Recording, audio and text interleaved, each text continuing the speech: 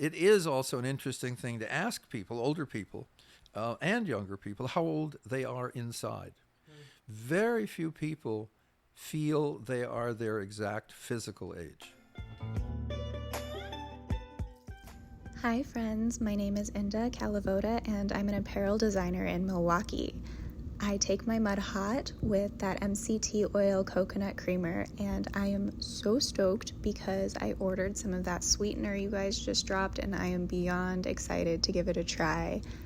I usually take my mushroom fix in the mornings and sometimes in the afternoons with a smoothie. So honestly, you guys have changed my life. Thank you so much for everything that you do. Cheers. Hey, Inda, thank you for sending that voice memo in. Glad you're digging your mud.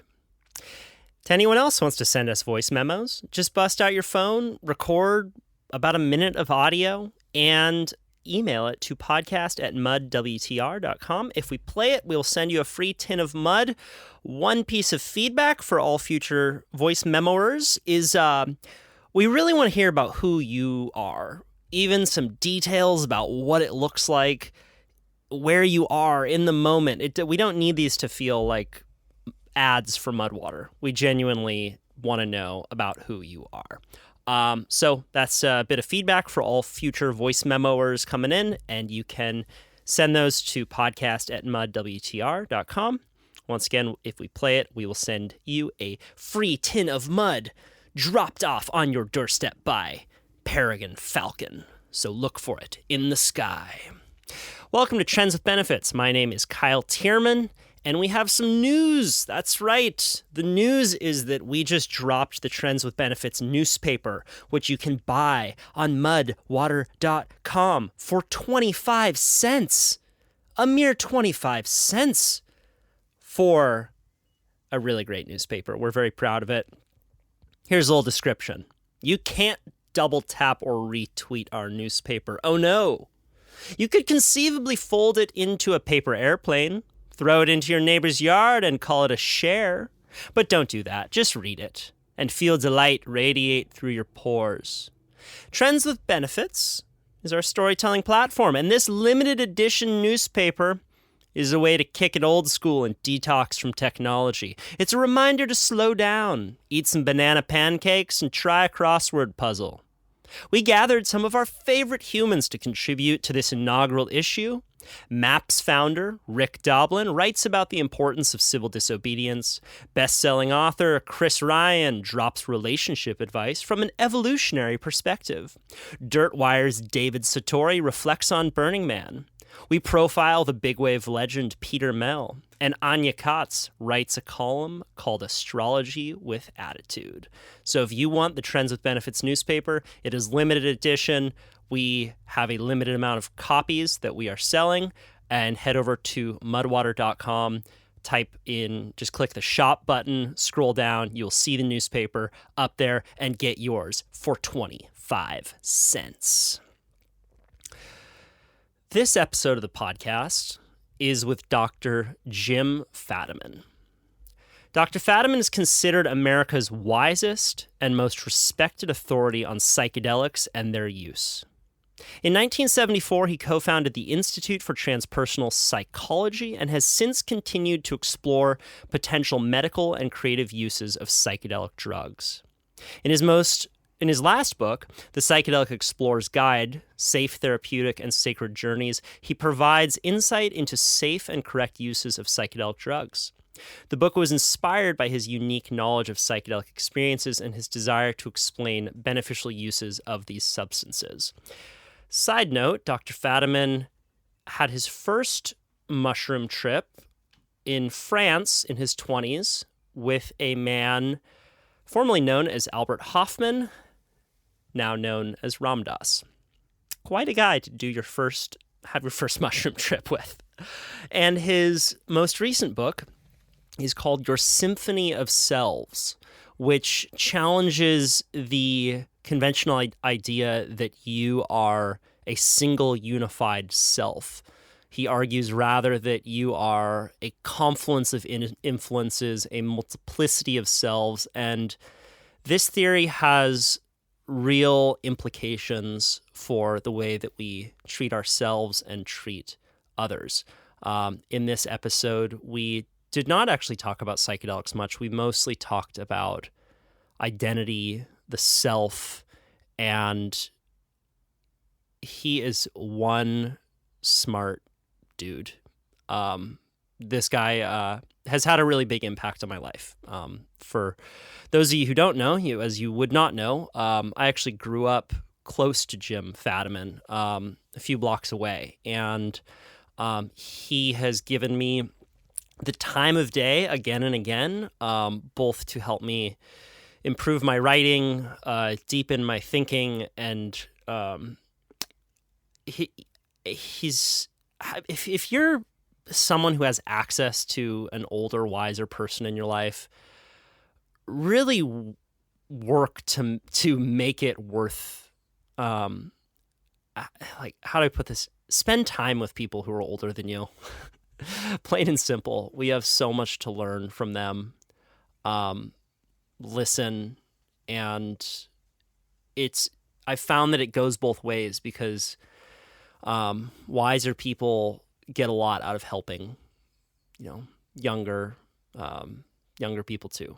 So I think it's a real miss in our culture when we only hang out with people our own age, and it's just such a special experience for me to get to spend time with Fadiman. I certainly enjoyed this conversation. I think you will do. Will do too. Lost my words. Please welcome to the Trends with Benefits show, Dr. Jim Fatiman. And away we go with Mr. Jim Fatiman. I'm going to start with a quote by Richard Wiseman. All right. Lucky people create, notice, and act upon the chance opportunities in their lives. Being in the right place at the right time is actually all about being in the right state of mind. Oh, that's terrific.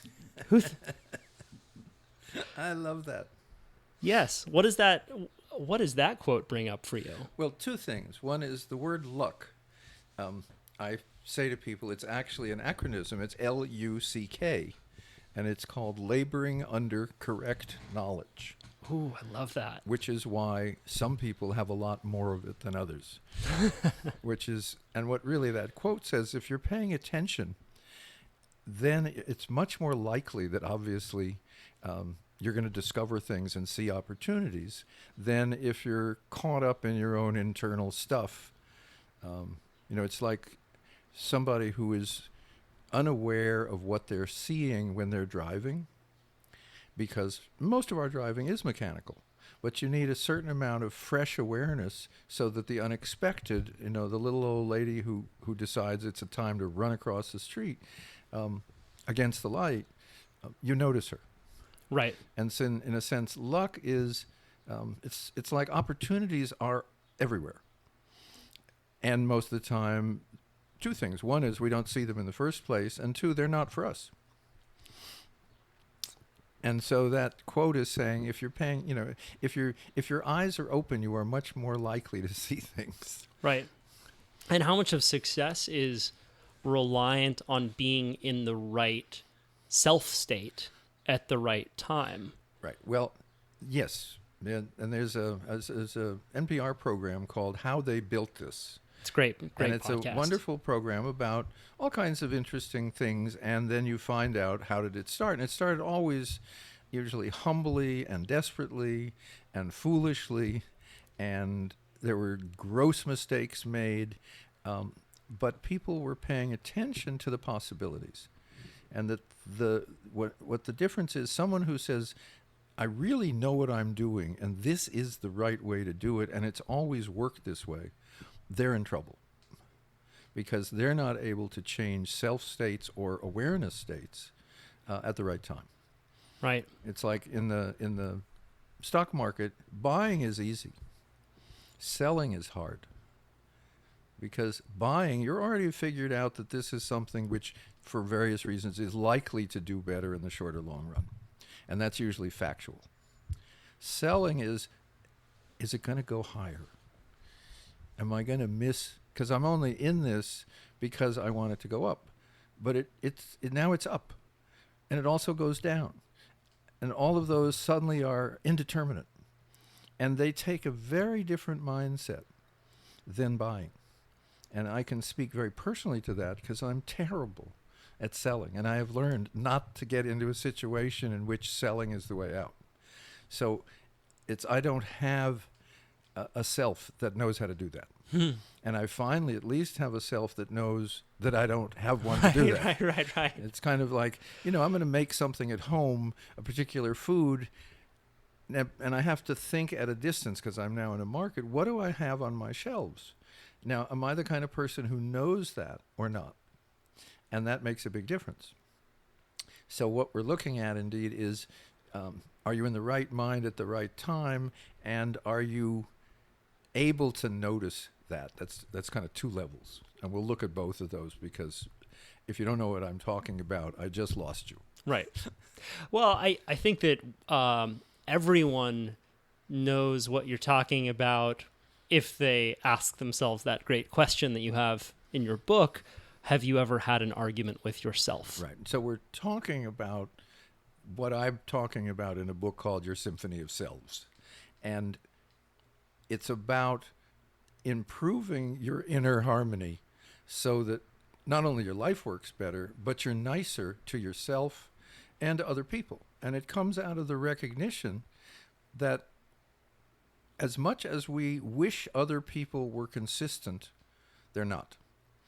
And the next thing is you notice is you happen to be other people. Yeah. And that people say to you, how could you have done that? And the answer usually, if you're not paying attention to yourself, is I don't know. I don't know what got into me. That's pretty silly if you think about it. That's like saying, I have indigestion. I don't know what I ate. Okay? Yes, you do. You just weren't paying attention. Yeah.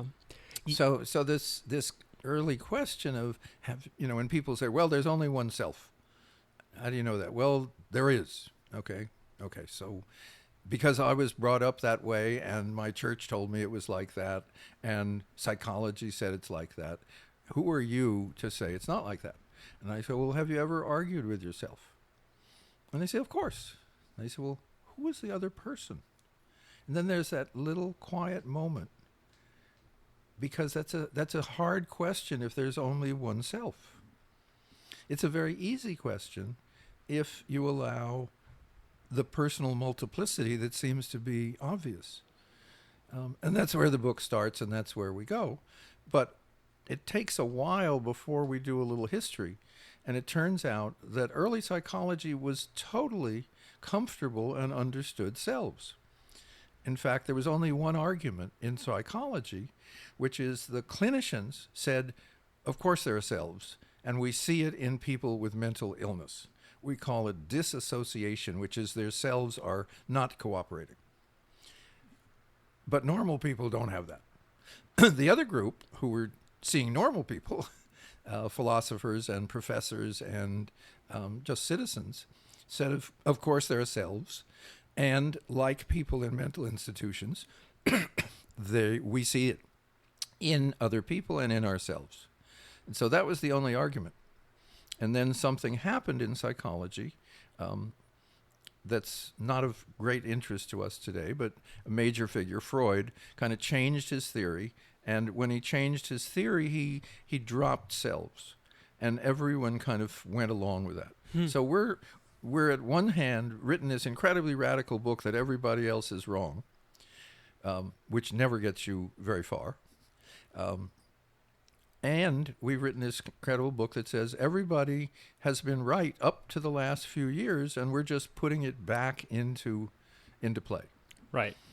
So that's a very different kind of argument. And then the book has maybe 1,000 examples, literally, right. Because if we are multiple selves, it should be visible everywhere. Right. And it is. The radical idea, that we are multiple selves that was around prior and then disappeared more recently. It kind of goes in line with a lot of the radical ideas that were just common knowledge for tens of thousands of years. Like, hey, we should be living in egalitarian communities. Right. Hunter-gatherers did this for a long time, and now we talk about that idea as kind of radical. Oh, you want to live in more of a community space? Like, what are you talking about? That just seems crazy. Yeah, we forget how recent something like a bedroom Right. is. And rather than God created Adam and Eve and said, when you leave the garden, there's a 3-bedroom, 2-bath house that you have to live in.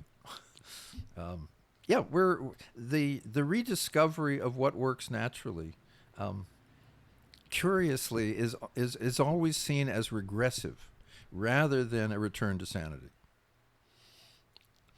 Yeah.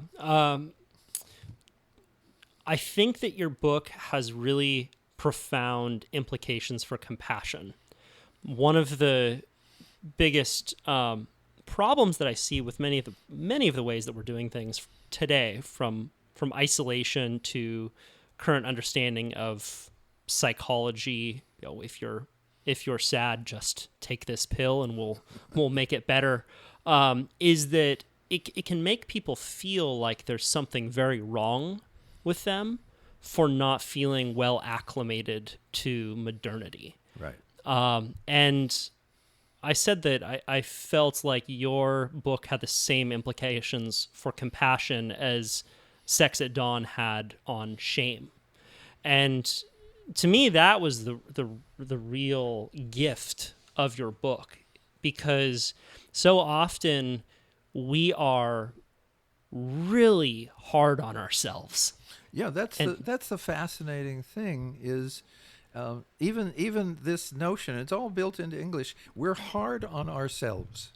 Okay, now what you just said was we have selves, and that some of the selves, right, disapprove of the other selves. Okay, I love that. So the language has it all back in there. Yeah. And it is true. We say, I did this thing and I don't forgive myself. Now, who's talking to who? Right. And a way of making it easier on yourself is to imagine the way you treat your children. See, one of your children does something really bad, okay? You don't throw the child out. You don't kill it, right? You don't torture it. You don't shame it. You say, what went wrong in the way we're living as a family that you did that? And can we work this out so it doesn't happen again? Okay. Now, if you take that now back inside and there are systems called inner families, which is another way of talking about selves. And then the question is the inner family handling themselves well? A lot of families have a meeting, once a week or once a month, and they just go over stuff because they need to communicate as well as possible. Out of that comes compassion, because if you know that a part of yourself did something terrible, and you wonder why, and what you're saying is, if it was my child, I would look at the problem. Oh, I can see why my child has been punching her little sister, because he's being bullied at school. Has nothing to do with the sister. And it has not much, in a sense, to do with him. He's under a kind of stress. What can we do to help? Well, if it's all inside yourself, if you say to yourself, what I've been doing at my business is bullying people, and they don't like it, and I don't like it in myself. Let's see if we can find that self that needs to be bullying in order to feel adequate. And then you begin to have compassion. So you end up, the first person you end up having compassion for when you understand that you have selves is yourself. And that's great. You don't forgive yourself. You begin to understand and help yourself. Okay? And it's not a solitary act, because you're not just having by learning to have more compassion for yourself, you attain you build a greater muscle for having compassion for other people. Well, that's the fun part, right? Which is then you look at your most significant other, yeah, and you think, God, she or he is wonderful most of the time, yeah, but when I see her with her father, it's awful. Yeah. Okay. And I say to her afterwards, that was awful. And she says, I know, whenever I'm with him, I'm such a bitch. Yeah. Okay. So what she's saying is part of me doesn't know and doesn't have a way out of that problem. And you begin then to have compassion for her rather than thinking, oh, she's such a bitch with her father. Maybe she's just a total bitch, and with me, I've been missing it. Right. And we all have a relative. We all have a relative who we know we don't want to push in a certain direction. Like Uncle Abner's going to be with us at Thanksgiving.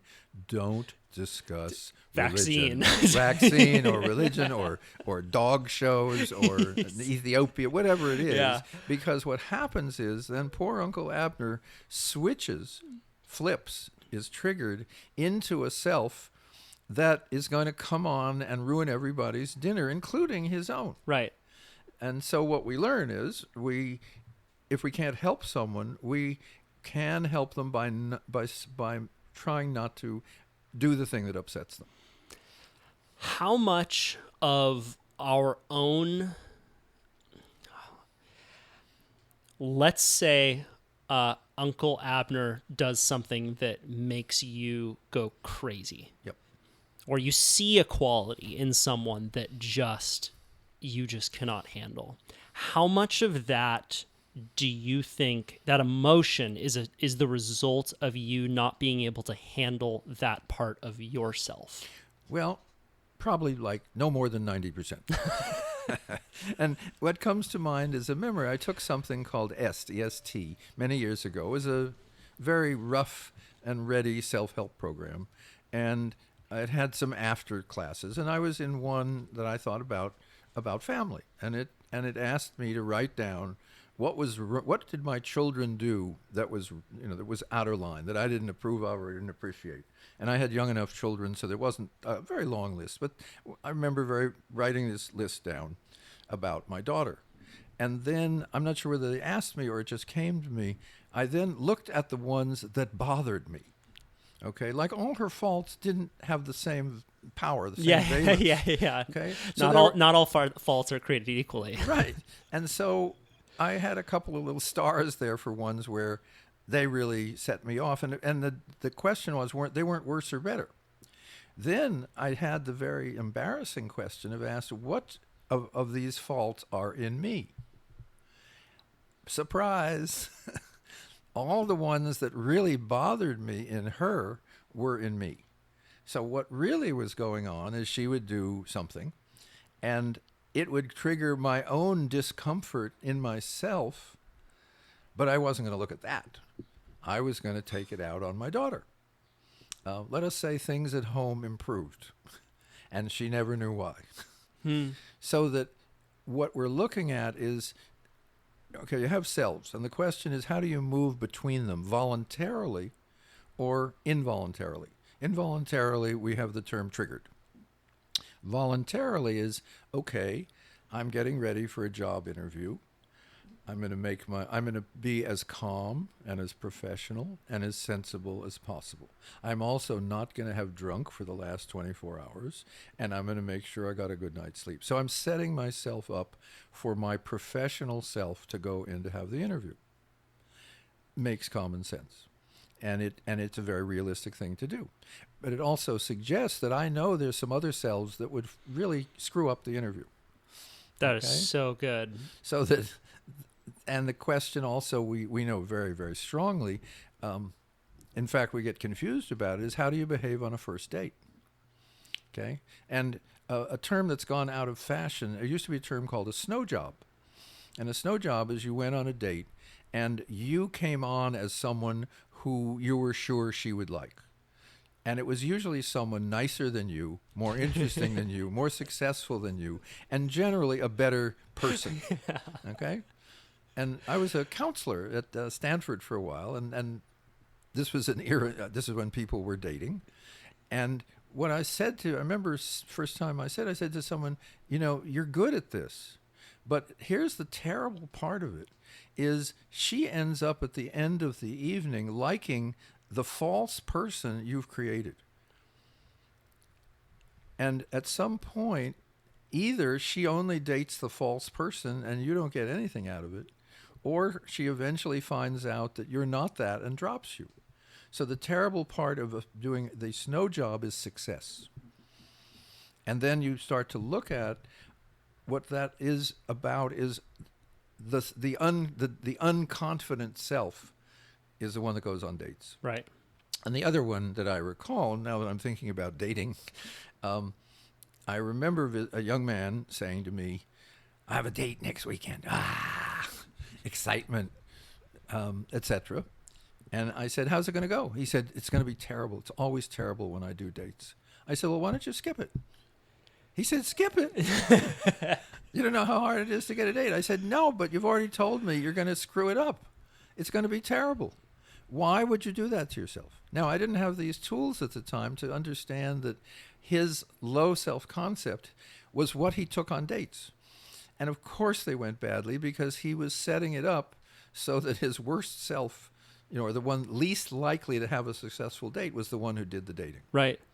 So you eventually learn when you're, quote, people, we started with looking at success and luck. Success is when you are appropriately in the correct self. It's not quote, there's a lot of things out there about being your best self and your highest self, but that's like ignoring context, which is you need a different self if you're trying to close a business deal than you're with your daughter on a merry-go-round. There's no best. There's the best fit for each one, and that's what we try and learn.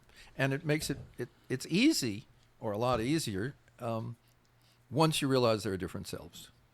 It's much harder to squeeze that one false version of a single self into a box. It's like trying to put 12 puppies into a puppy box.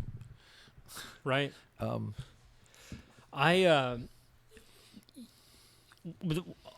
When I'm surfing bigger waves that are going to be dangerous, I will do a lot of visualization prior. Mm-hmm. And what this conversation is bringing up for me is I'm actually practicing inhabiting the self state that I want to be in that situation.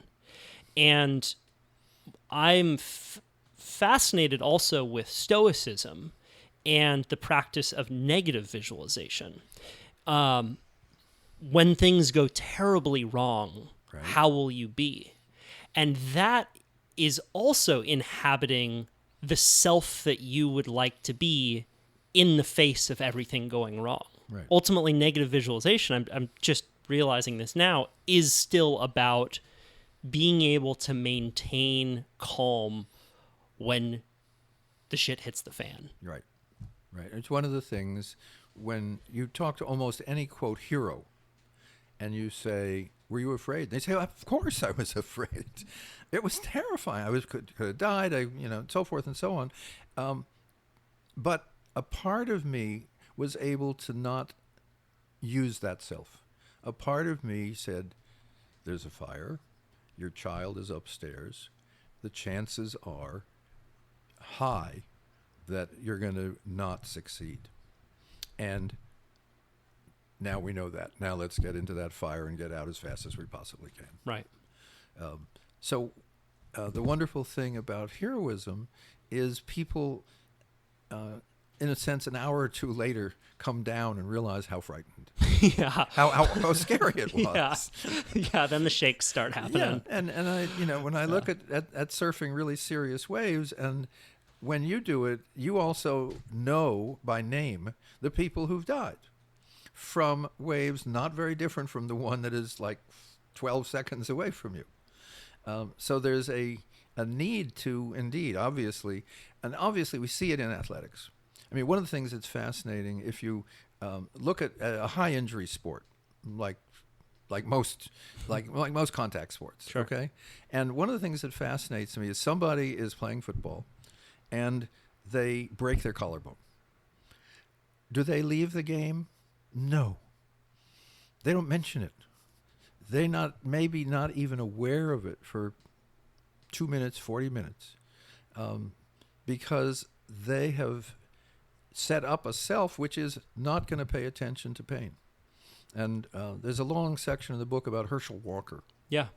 And Herschel Walker, who is, he's our role model because he's good at so many different things. He's not only one of the greatest football players of all time, but he's danced in ballet, okay? And he's run companies and he's done other things. And what he said is he learned as a child to have a self that didn't feel pain. And as he moved from being a kind of fat, unpopular small child to being an athlete, he had to overcome constant overdoing of his body until it hurt. And he just was able to put that aside. So when you're playing NFL football, that's a good trait. To not being able to turn it off is a terrible trait. Okay?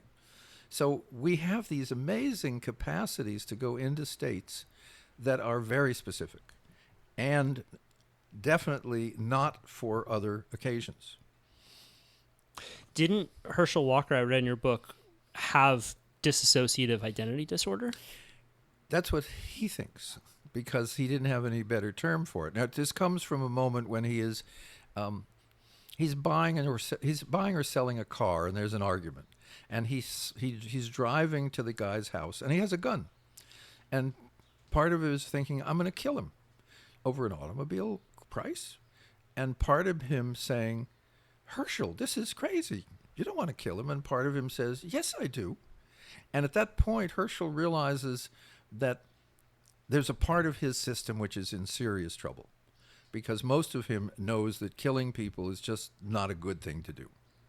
And he goes to therapy. Now, since his therapist doesn't have this understanding of selves and is a therapist, when you're a therapist, unless you label someone with a pathology, you can't charge for it. Okay, there are no wellness therapists that you get medical reimbursement for. So he is told that he has a mental illness called disassociation. What he has is normal, healthy disassociation and a self that needs psychotherapy. Right. And that self, fortunately, is the one who actually spends time in therapy, and Herschel goes on to have, a wonderful, healthy, pretty amazing career. He's thinking at the moment of running for governor. Right. Okay. Now there aren't. That suggests a level of health. Right. Okay. Or maybe it does. Maybe it suggests a level of extreme pathology. But that's a different discussion. Yeah. Well, it's. I'm thinking also about crime right now and the way that we treat crime in America. You inhabited a certain self state in a moment. Therefore, we are going to lock you up for the next 25 years and treat you like all of you is that version of yourself. Right. With Herschel, it could have just been, it really was just that 51% of him didn't want to do it. Yeah. Right. And then that's ultimately life, because it's these binary decisions that we're making. And if just 51% of the better you can beat out the worse you, you're going to be on a good trajectory. Exactly. Now that doesn't mean that we should not have punishment for people who carry out crimes, and that you should be able to just say, well, that was myself, therefore there should be no repercussion, whether it's a crime or an argument in a relationship. So how do you own up to that version of yourself and make sure that you don't inhabit it? Because there's sure is a big difference between thinking about doing something bad and really doing it. Well, it's an interesting problem in law, and my co-author Jordan Gruber is an attorney, and we really looked at, if only part of you did it, why should all of you go to jail? And the answer at the moment is we have no better solution. But the purpose of prison is either punishment, which we know does not improve behavior, or rehabilitation, which means how do you clean up your life so that you're not likely to do it again. And there are really two kinds of criminals or people who go to jail. One is it happened once and it was very serious. Or I do that a lot and eventually they stopped me. Okay? It's like nobody goes to jail for embezzling one check. Right. Okay? And the people we're always amused by embezzlers who turn out to be the most trusted person in the company for the past 25 years. And they've been stealing all that time.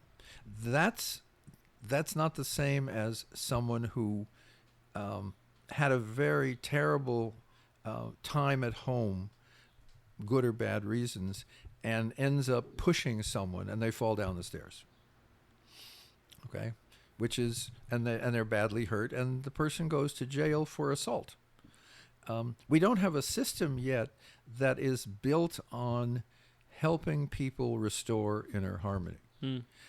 We have a system of punishment that we know doesn't help anyone, but it meets certain other societal needs, which, again, how are children raised? Well, there are some children that are raised, which is if you get out of line, I give you a slap across the face. There are others who are told, take a time out.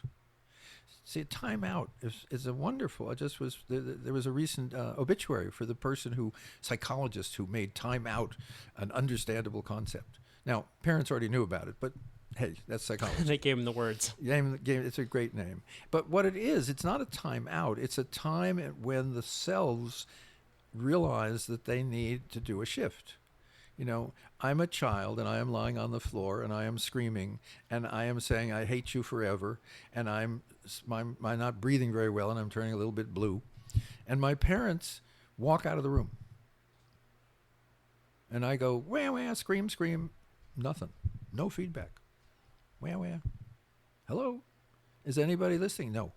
Well, there's no point in my lying here screaming when nobody's listening. And so I get my little act together. I, in a sense, have a time out. And during that time out, I shift. You know, you took your dessert and you shoved it in your sister's face. That's just not okay at the table. Go to your room. Well, what are you doing? In your room, you don't, think about dessert. You don't really think about the situation. You just cool yourself out and a more sensible self happens and it comes downstairs and say, I'm really sorry that I shoved my dessert in her face. Is there any more dessert left? Because you're a nice kid again. And again, these are all very ordinary things because it's about everyone. It's not about pathology.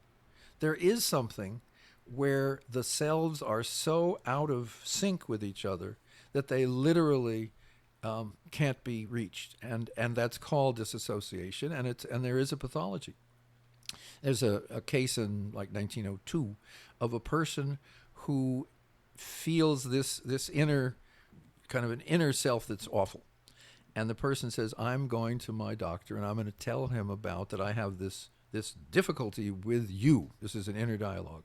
And the other person says, if you tell the doctor about us, I'm going to hurt you. And the guy goes to the doctor and tells him.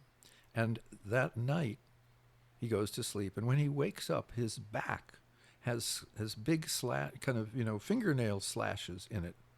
That literally, the part that said, I'll hurt you, hurt him. Whoa.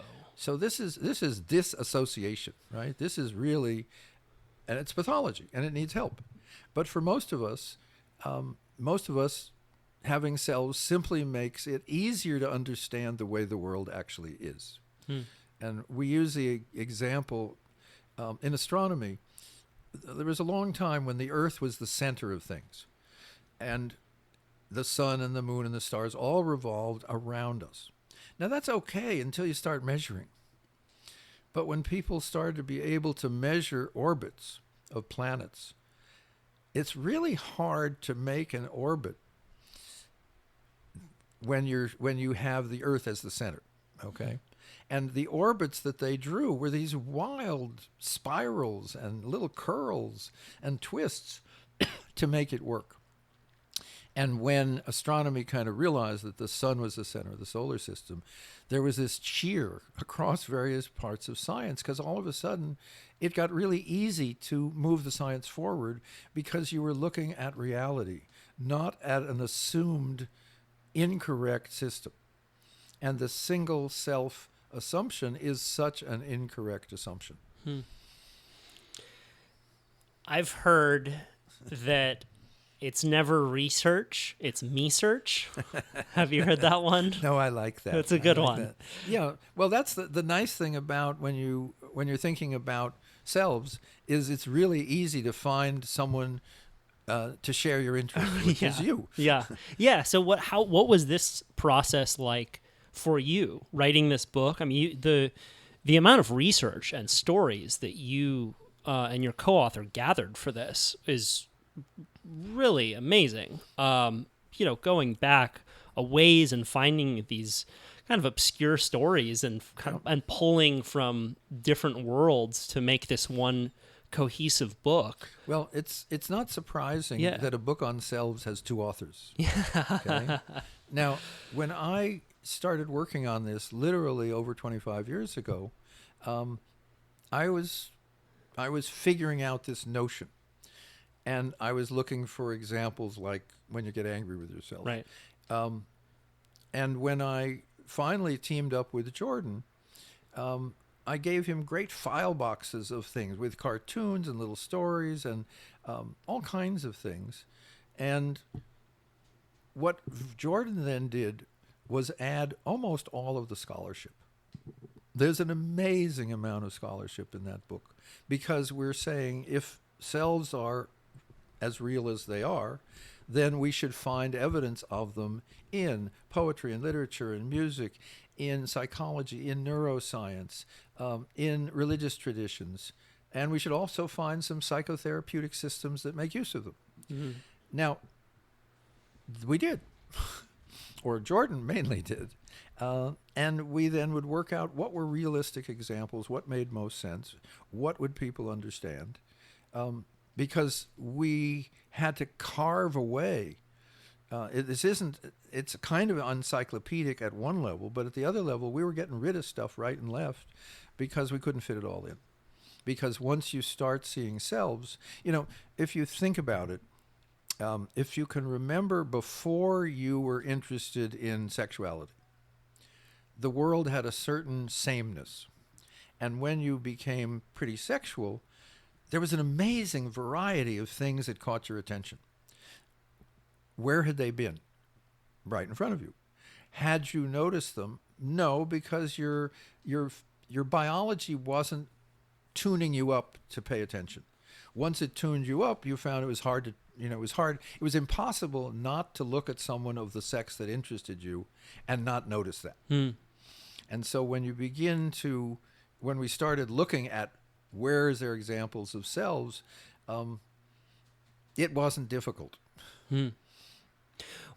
I think we had lunch a couple months back, and you brought up that it doesn't actually feel like I'm an older man and you're a younger man and we're hanging out together. It just feels like we're hanging out together, and I feel the same way. You have a level of buoyancy and curiosity that you seem to have cultivated and kept with you. Have you made that a conscious effort? Because it's really often that people will get older and they will become ossified in a more close-minded self. And I'll say this, I recently went on a little trip with a friend of mine who I'm very close to, who's an older fellow, and he took MDMA, and his posture changed. Mm-hmm. His posture changed in a way that I had never actually seen. He opened up. He was moving his arms out to the side, and he looked at me and he said, "I feel like a little boy again." And I looked at him and I said, "You look like a little boy again." Yeah. Well, two things. One is I love that story because what he was letting go of was restrictions that had arrived unconsciously over the decades. Because there is a little boy in all of us. Someone once said someone was worried about writing fiction. What will I find to write about? And the person said, "Did you have a childhood?" That's enough material. Okay? So we have all those lovely things inside. The question you were asking about us, I think what I evolved early on, and I don't know particularly why, was curiosity. I just, I was very aware of not knowing stuff and that people did. And so if you asked a question, even if they didn't know, they would do something. And so that curiosity has maintained. And I think that's an attribute, see, that of a younger organism. A younger organism is searching out answers to survive. Okay, I'm reading a lot about plants and fungi, and it's clear they're always looking for opportunities. Okay, now they know it when they see it, and so in a sense, that was one level of curiosity. The other was a wonderful mistake I made in understanding education. I took my Ph.D. during Vietnam, and I was more interested in not being in Vietnam than I was in getting a Ph.D. But they overlapped. And I thought, well, gee, in the educational system, Ph.D. is the top of the heap. Therefore, you should be able to do anything. That was dead wrong, okay? Because, again, when I ended up as a counselor and I saw lots of people getting their Ph.D.s, they were all upset because they began to realize that the way the system was built is that more education usually shrinks the size of the world you move in. Right. So someone who says, well, what do you do? Well, I'm an expert on a butterfly that lives in Panama. And I think, whoa, that's a small world. Okay. Now, they may have a full life and they have lots of other interests, but professionally, their world shrank. Right. Professionally, if you're a psychologist, you're not trained to learn much about, if anything, about the body, which all of your clients have. Okay, so that my curiosity, I thought, well, if I'm on the top of the heap, I get to go anywhere and learn anything, and it makes the world obviously more uncertain.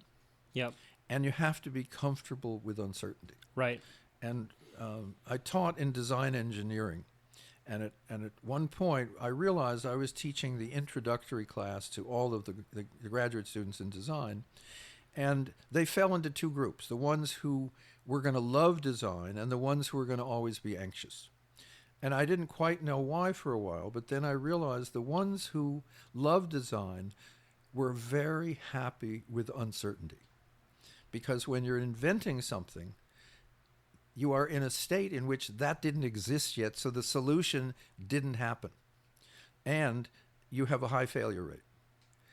If you can't handle a high failure rate, you can't be a designer. If you want to be, in many, many areas, an engineer, you are improving things. You are simplifying things. You are miniaturizing things. You are extending the range of things. None of those have the same level of anxiety. And so the other thing that made uncertainty for me comfortable and curiosity were early work with psychedelics. My own early psychedelic experiences said nothing is fixed, nothing is certain, and everything is related. So it's okay to go in any direction because you're part of the same system. It's like, well, I don't really like the earth. I'm going to jump off. Okay, and the higher you jump, the more you realize this isn't working. While if you say, well, I'm on Earth and it's got a lot of issues, I better find out how to at least solve them around myself. It's a different world. So it is also an interesting thing to ask people, older people and younger people, how old they are inside.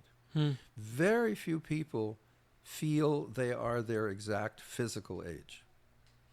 And that's something that I can feel myself starting to explore it right now, thinking, gee, that would make an interesting thing to restart researching, and I have to watch out. It's so funny. My friend who took the MDMA said, I've never felt my own age.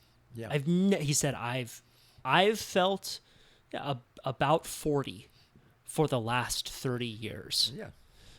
Yeah, well, I got into this because I took my father at age 85 to visit my uncle who was 91. And I was kind of wondering about them. And And at dinner, I said, how old are each of you? And that was a moment of reflection. These were both pretty introspective guys. And my uncle said, I'm 7. And I said, 7? I said, where did that come from? He said, that's when I was learning the most, kind of learning at the most rapid speed. And what I think he was saying is his personality was starting to solidify into something he could recognize. And my father said, well, I'm maybe 21, 22. Now, in his life, he had lived in New York City, and he had an opportunity that made very little sense in terms of our lives to spend up to a year in Paris, which he did. And that's the year that he identifies himself with, because that was the year in which he was learning the most. Yeah. And he was the most open, because this was, when you're in a foreign country, everything has to be paid attention to. You know, and when you're in England, one of the things you learn early on is you actually have to look both ways before you cross the street, which you haven't had to do since you were about 8, and so forth. So that it is an interesting question that, and I will make it very clear, the book does not cover this. I love it. No, Okay? this But makes I for a can good podcast. But I can just see a wonderful, question starting out is, how old are you inside? Just give us your external age and your internal age and comment. I think we've got something. What's your answer? Well, I'm somewhere in my 20s, probably because that was the early psychedelic era was just opening in every direction, and being careful to stay in graduate school in spite of seeing through graduate school. Mm-hmm. So at that point in my life, everything was a possibility. Because one of the things that you learn is consciousness is not limited to your physical form. And if consciousness extends beyond your physical form, where does it end? And Alan Watts used to have a wonderful comment, is your consciousness doesn't end at your fingertips. So if you could explore with consciousness in any direction, then you could look at anything. So I was telling someone this morning about if they're going to go into the redwoods, and they were intending to have a high-dose psychedelic experience. I said, I remember a friend who did that. And you come back and you think, God, he's going to talk about holding the trees and feeling as if he's this giant 1,000-year-old tree and with the birds. And I said, how was it? He said, it was really hard. I said, what was hard? He said, I was holding on to this tree, and I realized that the tree was like holding on like crazy to not fall over. I had to prop it up for 6 hours. and as he went on to it, that was the feeling of tension that he got from this tree. And then if you actually look at redwoods versus other trees, redwoods are absolutely straight up. Now, you say, why are they straight up? I mean, a lot of, oaks go in every direction and trees lean and do fine. Well, when you see a fallen redwood, it's a very small root ball. It is not balanced on this huge, understory of great big, 5-foot thick roots. It's not at all.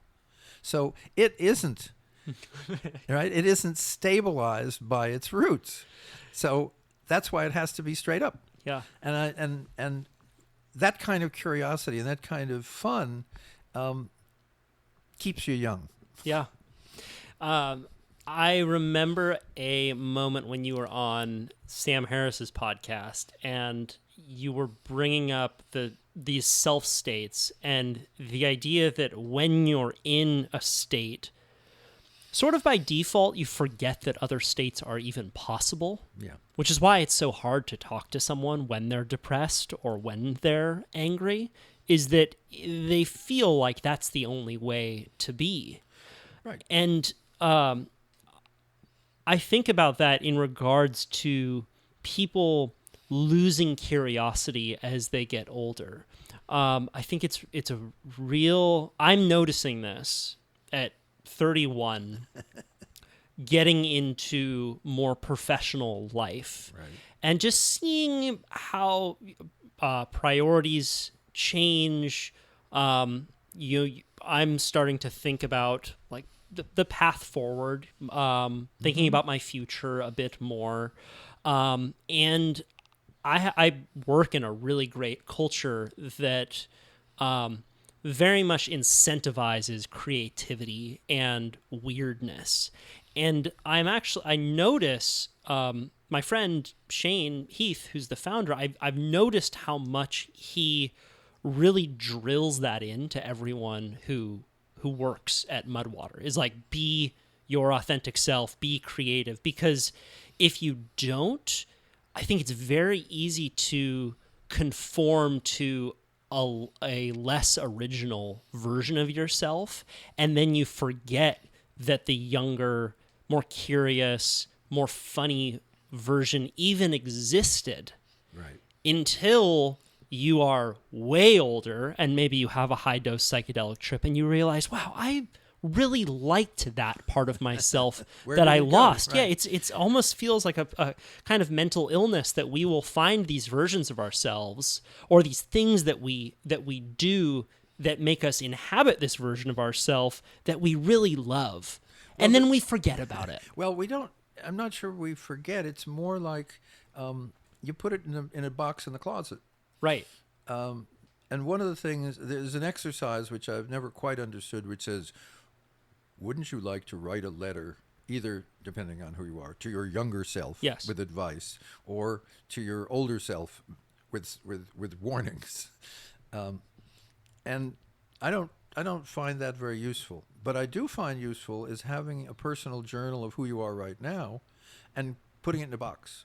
And I just have run across a journal I kept for 6 or 8 months when I was living in Paris, writing a very bad novel and living as bohemian a life as I could handle. And I look at this person and I'm reading about him, and I have such good feelings about him. You know, you have a kindness to your younger self. Yeah. Because of all of its positive values, and you also see its shallowness and its kind of dishonesty, which he admits in his journal. And I'm also just realizing that my brother, who's writing writing up some of his years in Africa, has some letters that he wrote from Africa to his father, like 50 years ago. And again, he's rediscovering who he was, so that it is easy to forget who you were.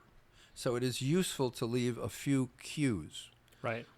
Photographs are good. Letters to people are wonderful. And private comments to yourself are, again, wonderful, because you also can see the selves that were operating then. Right. Okay, so I'm busy writing about a relationship that I'm having in Paris with someone I have a wonderful time with. But I privately say, but I don't really love her. And I don't want the relationship to get out of hand, but I don't want to lose her. And there's this kind of crumminess to it, and a kind of honesty, which I wouldn't have recalled. Right. But it adds a level of understanding to oneself to be able to look at one's past. Not a big revelation to say that your past is interesting, at least to you. I mean, one of the reasons that people write memoirs is first and foremost to be able to talk about themselves day and night. And second of all, it might have a commercial value. Fortunately, you win in terms of learning about yourself, no matter what. One thing that I find terrifying about social media is the immediacy with which you receive feedback on something that you say, and how quickly, if you, let's say you say, your humor is a great example of this, right? Like, you say something that you think is funny on social media, you get this panoply of vitriol coming at you, right. And then you realize, ooh, better not be that kind of person anymore. And it narrows the scope of selves very quickly. And what results is this groupthink where everyone in the world is saying the exact same as everyone else, because that's what's comfortable to say. Now, I want to ask you this question. Although, for a long time you didn't have maybe that immediacy of feedback that social media provides, you have maintained humor and curiosity throughout your life. And I would imagine that you have run up against people or groups of people who thought, oh, Jim, don't do that. And it would have been really easy for you to say, oh, better not do that. So my question is, what has allowed you to maintain that version of yourself throughout your entire life? Oh boy, these are tough questions. Well, says he, fumbling in his head for something that's going to sound sufficiently smart-ass so he can continue to do it. Two things.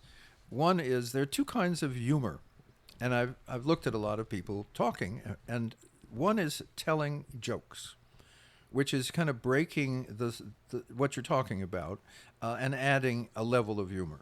The other is seeing things in a way that you find bizarre enough to describe and that you find more amusing than terrifying.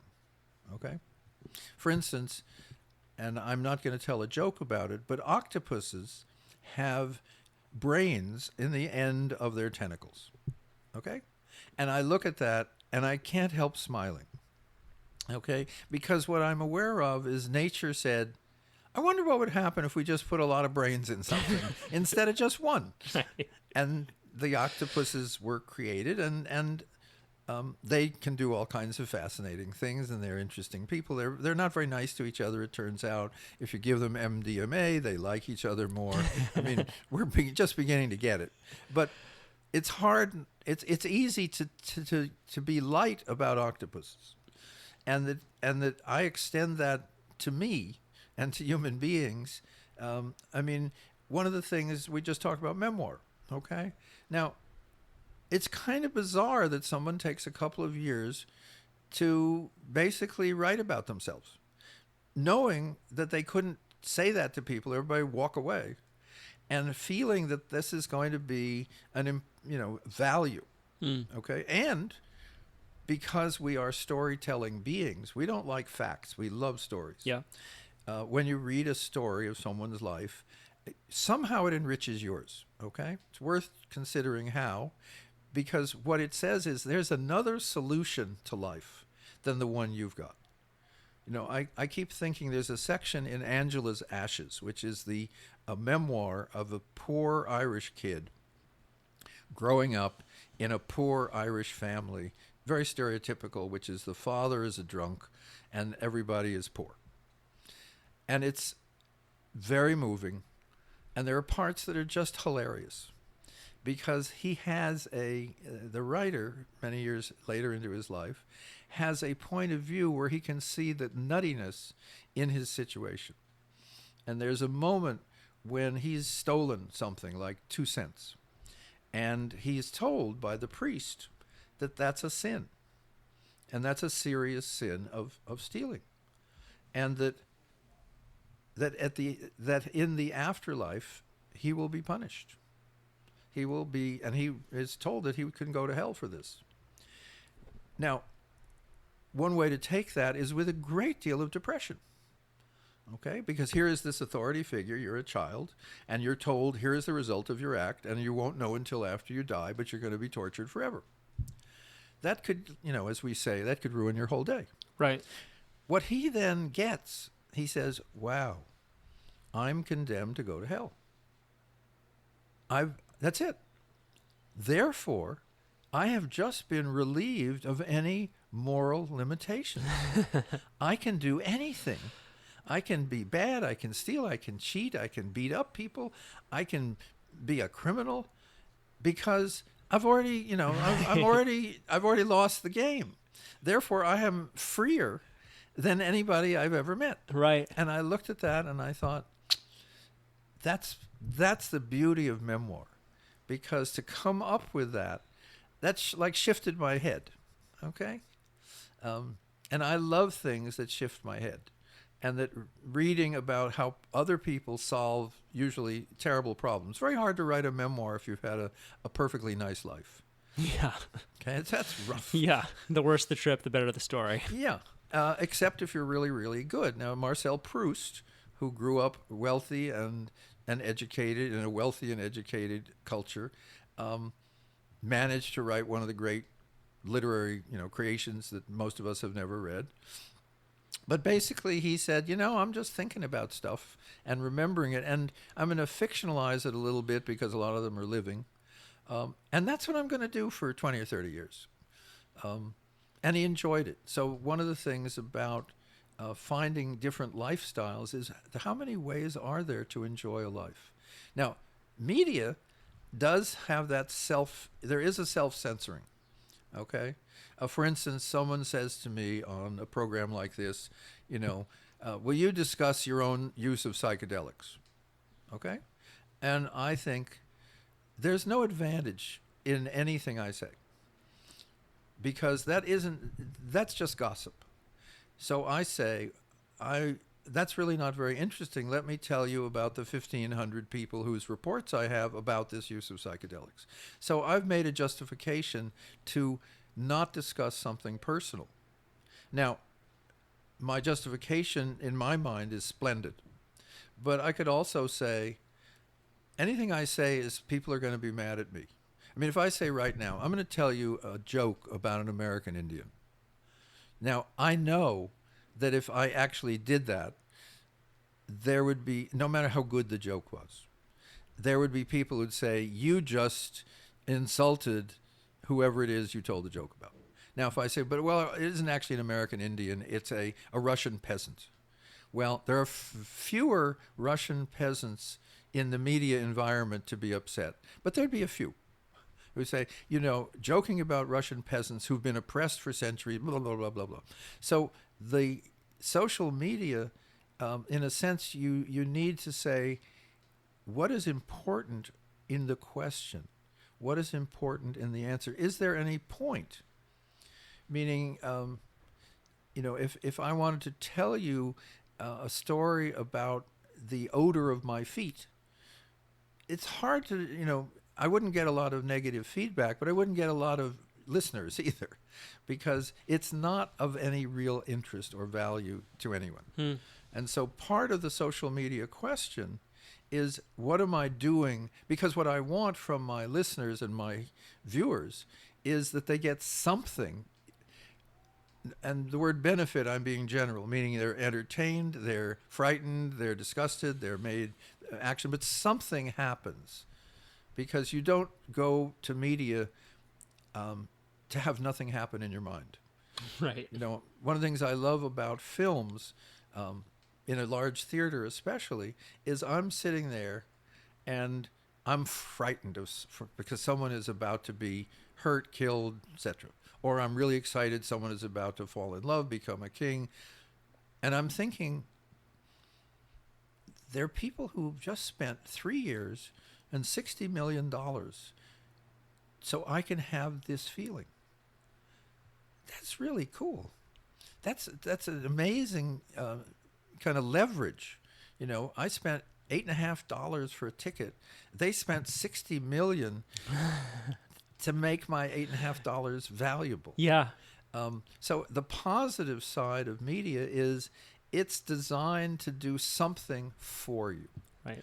And when people say, well, I don't want you to have said that, their introspection would be helpful. Yeah. Okay. One of the things I've learned, if I'm ready to write a hate letter because something I've heard or said, is I have to wait a day and find out what's really going on. And will my letter matter, or am I just doing that to hear myself? And a lot fewer letters get written if you take that little 24-hour shift, because also, as going back, different selves read it. I mean, one of the things I know when I'm writing something is at the end of the day, I finished a draft and I think, that was pretty good. I'm really pleased. In the morning, I read it and I think, who wrote this? Yeah. This is terrible. Done that once or twice. Yeah. And I know now enough so that I'm very careful after I've finished a draft and I feel good. I like to go to bed feeling good. I know in the morning, absolutely that in the morning it will need a lot of work. Yeah. But I don't know what the work will be, or I would have done it. So the self that enjoyed the writing and thinks, oh, that was really clever, goes to bed, and the one that wakes up and says, you know, this is your fourth draft, and it looks like you got 4 or 5 drafts to go. And there's a part of me that says, oh, I've got to do the work. And and I have to get into the self that's willing to do the corrections. So it's clear as a writer, there's at least 2 very different selves. And unless they're both working on it, the writing isn't very good. I love how much you keep yourself uncertain.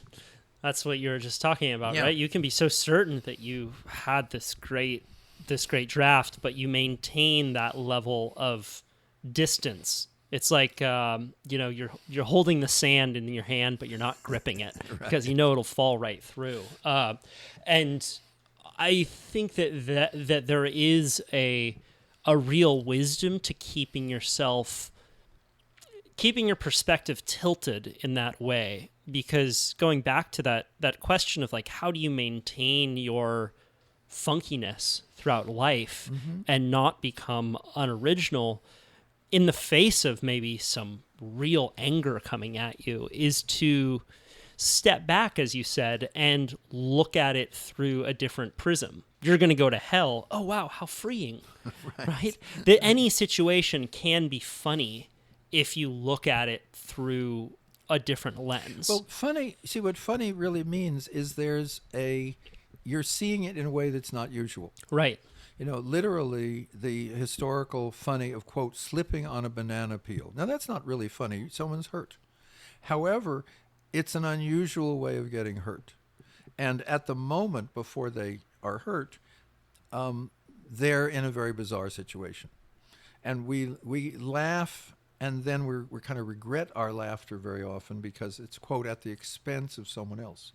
But it turns out if you are laughing at yourself, because we are all, I wouldn't choose the word uncertain. We're all, we're all equally ignorant of the future, but a lot of us are pretty ignorant of the present. And when we do something, there is you say, well, wow, that's really bizarre what I just did. And and either you are ashamed, how could I have done this? You're guilty. Or you say, wow, that was fascinating. I wonder why that was so. I mean, one of the wonderful things about the book Sex at Dawn, which you mentioned, which is a pivotal book in my life, because it said most of what you've been taught was made up by people with very, very high agendas. And that the actuality of human sexuality is a lot more diffuse, a lot more interesting, and a lot more pleasurable than you were taught. And I thought, oh, well, that certainly solves a lot of very puzzling moments in my life. And then I would say something to people, and they would tell me how wrong I was. And I say, could you perhaps read this book? And in a sense, when you write a book that opens up a reality, you want to share it. And the nice thing we've had with Selves is people are telling each other, after this book, I felt better. And it's not a self-help book, okay? I worked very, very hard not to have it a self-help book. And the back few chapters are kind of self-help. It's a selves-help book. But what it is, because I've written a self-help book, and it was, terrific. But like every other self-help book, at the end of it, you have to do stuff. Do affirmations, do weight control, change your gym habits, change your driving, change your relationships, be nicer to your, there's stuff to do. And what happens when people read your Symphony of Selves, it's an awareness shift. It's, oh, that's the way it is. It's like when you read a nature book. I'm just reading now a wonderful book that's talking about how trees help each other. And it's a wonderful study where there were fir trees and birch trees. And it turned out that when birch trees didn't have any leaves, the fir trees were sending them through an underground network nutrients they needed. When the birch trees were full of leaves and the fir trees were getting shaded, the birch trees were sending nutrients to the fir trees. Okay? Now that shifts the way I look at the forest. I will never be able to look at trees as individuals anymore, because I know if I kind of strip away, if I could look down below, they're not only hanging out with each other, but they're helping other species. And then I think, how about humans? And we don't seem to work as nicely as trees. So I'm beginning to shift my allegiance. And I'm beginning to see that species, the strongest don't survive, but the most cooperative survive. And it may be that's a hint of why human beings are working kind of overtime to eliminate themselves from the planet.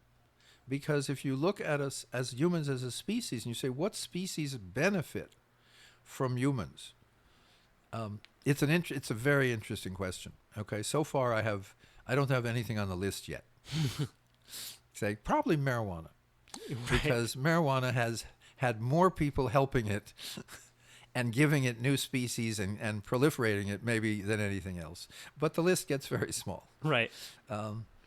Yeah, there's a comedian that I love named Neil Brennan, where he has this joke about, like, if marijuana was a person and cocaine was a person and heroin was a person, they'd be like, man, marijuana, when I was a kid, he was living under a bridge. He was not doing well. Now look at marijuana. Man, he's in stores. He's got all this money. Damn, like cocaine and heroin, we're still under a bridge.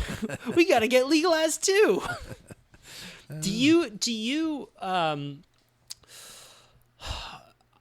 I mentioned my friend, the MDMA, and how it changed his body language, I wanted to ask you about how our physicality is in relation to our self states. Because in your book, although it's not a self-help book, you do have sections about the power of something like breath work or meditation. And I've found that it is nearly impossible to get myself out of a bad mood just by thinking about it. Right.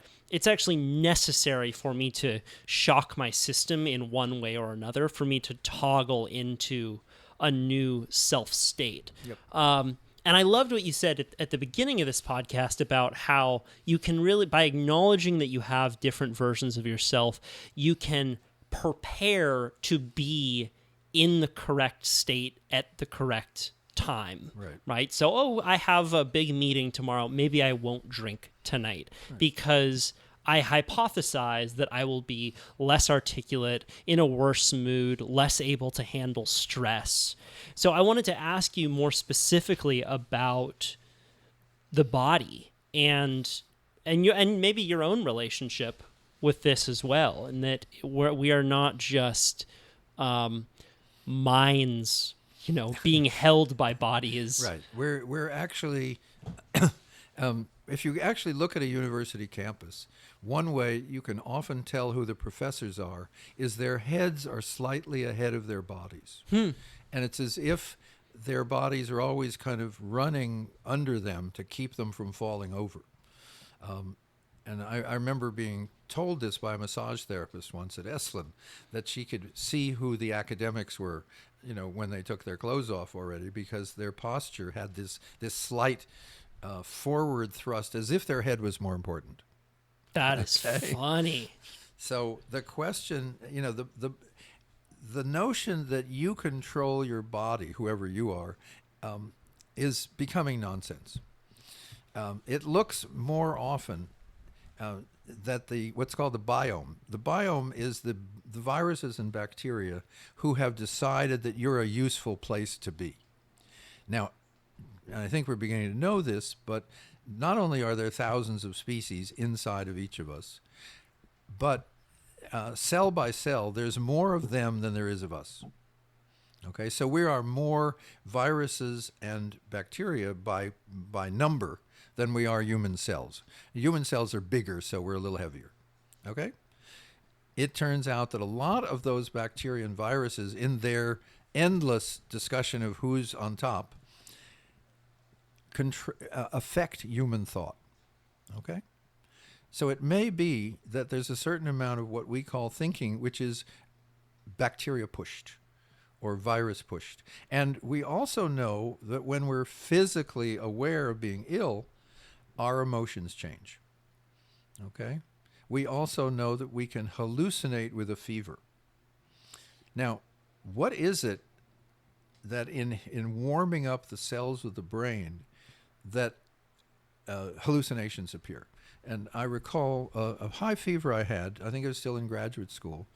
And it was very nice because one day I had really a number of friends who came over and talked with me while I was recovering.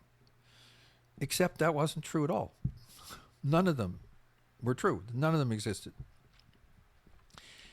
And as I began to realize that I had totally accepted the reality of these imaginary people and had conversations with them, the question is, what is the relationship of body to mind? And the answer is a lot more body than we mind. Right. Than we are reminded. Oh, I like that. It's a lot more body than we mind. And as one of the things I've had in the last couple of years, and I've said to people, I'm not as smart in the mornings.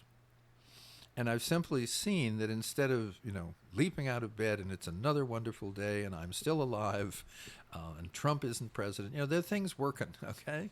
And the morning I think, why did I agree to do a podcast with Kyle today? Okay? I'm very fond of Kyle, but Jesus, am I not up for it? And then I think, but I set it up at early afternoon, and by early afternoon, my body will have shifted, my IQ will have gone back up, and I will enjoy it. And even more right mind in the right time, I will have made a shift into a self that works well with media.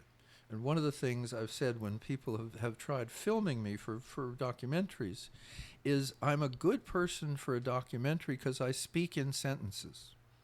And therefore, editing me is a lot easier because my wife, Dorothy, is a filmmaker, and I know a lot about what you can do with people's interviews.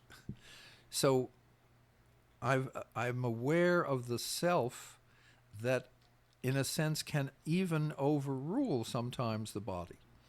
And I had a very vivid realization of this. I was quite ill, intestinal, fatigue, grumpy, awful. And this was like the last trip I took before lockdown. And I went to Utah, which is about an hour and a half flight. And I was met and I was taken care of. And it couldn't have been nicer. And I felt terrible. And I managed to get in like a 10-minute nap before the evening event. And I'm sitting in the little preparation room, the green room, and there's about 500 people out there. And it's opening up Psychedelics to Salt Lake City, which is had a reputation for not being open. And I'm just physically terrible. And I'm thinking, I wonder what happens if I faint in the middle of the talk. I mean, that's where I was. And I thought, well, I can't run away. They came to see me. We're going to have to go through with this. And so I walk out on stage, and I've asked for a chair, not a podium. And I sit down, and there's 500 people, and it's clear they are glad to be there. And I say something, not about myself or my condition, but something about them, and they like that. And so there's a goodwill already being built, and there's an energy that you get from an audience. It's a very palpable. And I've actually prepared this talk, which is somewhat rare, and I give it, and it's really good. I'm laughing, they're laughing. It's profound. There are moments of great kind of awareness that we're all in this together. This is an exciting moment for these people in Utah to see each other. It's really wonderful. And after it's over, I'm cheerful and chatty and smart. People are asking questions right and left. I'm walking around the stage and leaning way over to people. And that lasts for about an hour and a half. And then I feel terrible and go to bed. What I watched in that was the shift into the kind of onstage personality who was in a remarkably good health. And I've now been seeing that over the time of COVID, where that shift will occur, because I have somehow figured out how to get into that self at the right time. And so the body is very real. And there are times when we put the body aside. And we know of that. We all know the image of the little housewife who looks out the window, and there's a car rolling slowly, and it's about to roll over her child. And she runs out, and she stops the car, and she picks up the back of the car and pulls her child out. Now, it occurs. It's real. And then what happens is a tabloid appears and said, could you do that again so we can get a picture of it? And the woman says, you're crazy. I weigh 152 pounds. I can't do that. Because we're able to make use of the entire body at its highest level of capacity when the situation demands it.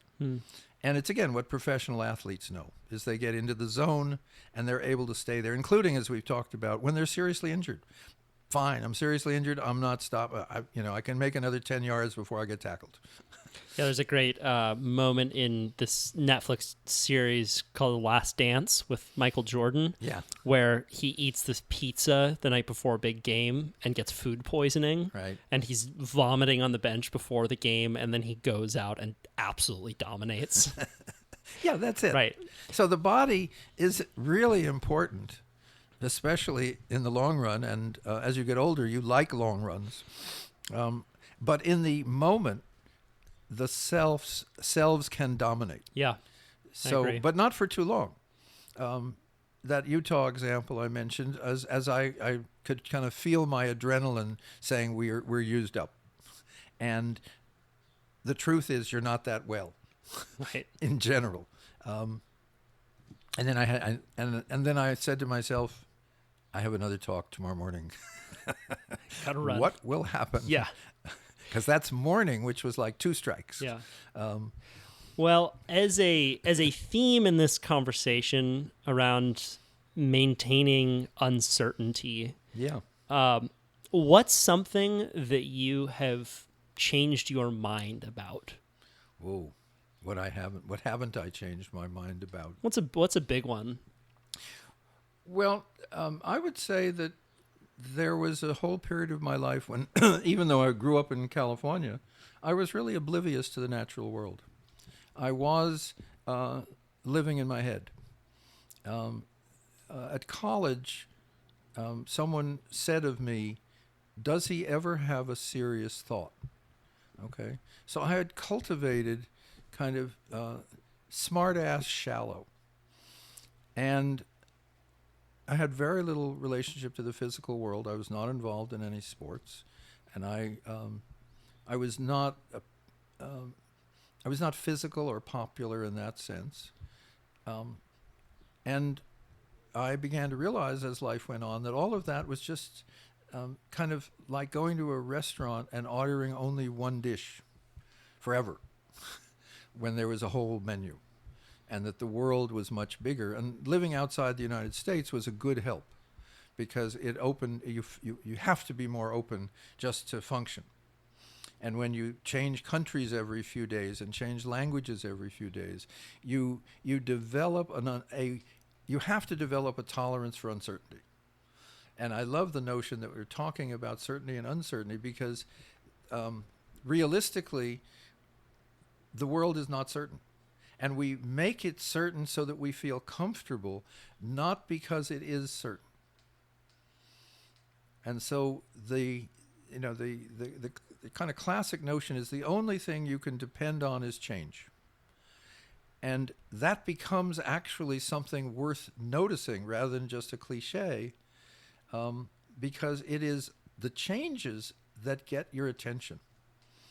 And as literally as kind of predator animals, if you're looking at a natural scene and there's a flicker in 1/100th of the scene, your eye will go to that flicker where the bird moved in and out or something, because we're trained from, or evolution has given us, that if it moves, pay attention. If it doesn't move, you have a little more time.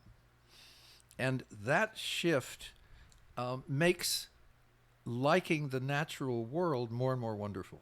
And one of the wonderful things about the COVID year is there are several walks, we're in Santa Cruz, that I take in Santa Cruz.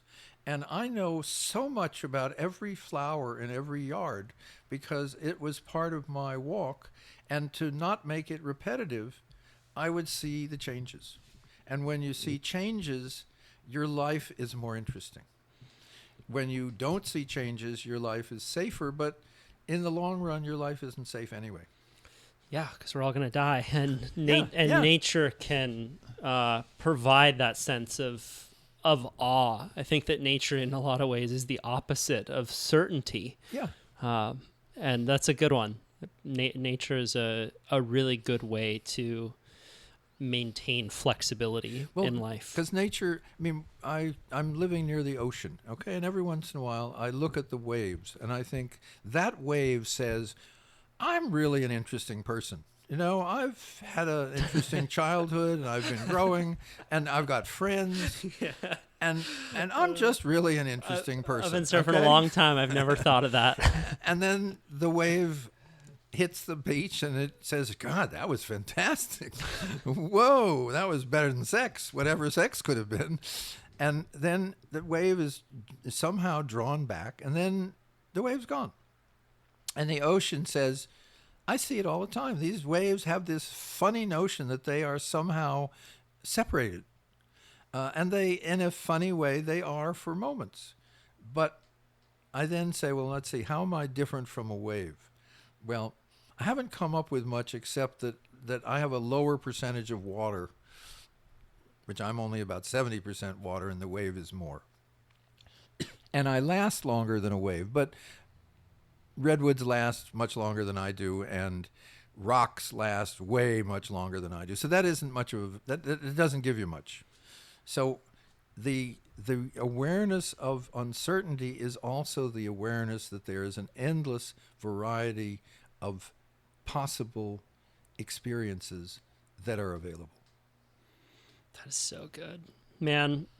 Thank you so much, Jim. I think I've had you on this podcast first maybe 5 years ago, and we're up to on my podcast feed right now, I think to episode 280 or so, and I had you on number 19, and it was the first time that I had talked about psychedelics publicly, and this even 5 years ago, it feels like it was a little bit more risque than it was today, and it was, I'm having Dr. Jim Fatiman on my podcast right now. Woo, here we go. And we had the show, and it was really fun. And I used your name to get so many other podcast guests over the years. How cool. And that just continued to open doors for me and continued to open new conversations and expand my mind. So I want you to know that you really have had a big effect on me, knowingly or unknowingly. And I wanted to say thank you very much. Well, although I could be contemporary and say no problem, thank you. I'm delighted. You know, when you're on somebody's show, usually it's about self-glorification, and that you actually are helping your host. I mean, that's dessert, man. Okay, so at least every 5 years, as long as I can do it, we're going to do this. I love it. Absolutely, absolutely. Okay. And people can go get your new book. It's out now. Right. This is your chance. Are you going to be the first in your neighborhood to know how many selves you have? Thank you, Jim. Okay.